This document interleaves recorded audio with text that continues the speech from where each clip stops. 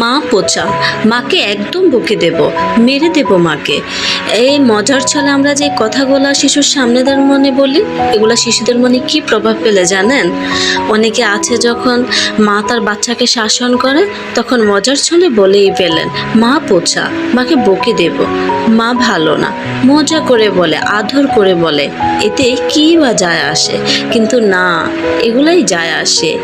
এই মজার ছলে বলাই একটি বাক্যেই তার মাকে প্রশ্নবিদ্ধ করে তোলে। তো শিশু যখন দেখে তার মা তাকে শাসন করছে, আর তখন তারই কাছের কেউ, তার পরিবারের দাদা দাদি, নানা নানি, খালা, তারা সাপোর্ট করে, তখন সেভাবে তার মাই ভুল করেছে, বাকি সবাই সঠিক আছে। শিশুদের মনে একটা দ্বন্দ্ব সৃষ্টি হয়। তারা হয়তো মুখে কোনো কিছু বলে না, কিন্তু এই জিনিসটা তাদের মাথায় একদম গেঁথে থাকে। পরবর্তীতে যখনই তাকে শাসন করতে যাওয়া হয় তখন সে ভাবে সে ঠিকই আছে, মা তাকে অকারণেই শাসন করছে। তখন শিশুদের মনে নানা ধরনের প্রশ্ন আসতে থাকে, মাকে আসলেই আমার ভালো চায়? আর যে মানুষটি আমাকে ভালোবাসেন তিনি কি সত্যিই বোঝা?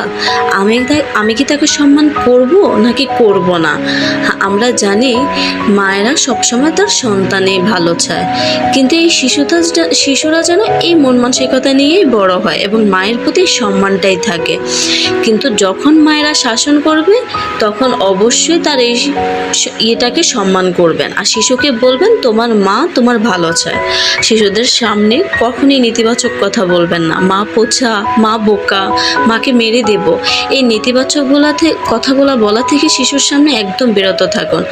যদিও আপনার মনে হয় যে হ্যাঁ তার মা অন্যায় করছে, তখন আপনি আলাদা নিয়ে তাকে বোঝান, কিন্তু শিশুর সামনে কখনোই বলবেন না মা পচা, মাকে মেরে দেব, মা ভালো না। আসলে শিশুদের শিক্ষা শুধুমাত্র স্কুল আর বই পুস্তকের মধ্যেই সীমাবদ্ধ নয়, আমাদের দৈনন্দিন আচার ব্যবহার থেকেই শিশুরা শেখে। তাই এমন কোনো কিছু করবেন না যে কারো প্রতি শিশুদের মন থেকে সম্মানটা উঠে যায়। তা আজকের পর থেকে অবশ্যই এই ব্যাপারটা এড়িয়ে চলুন এবং সতর্ক হন।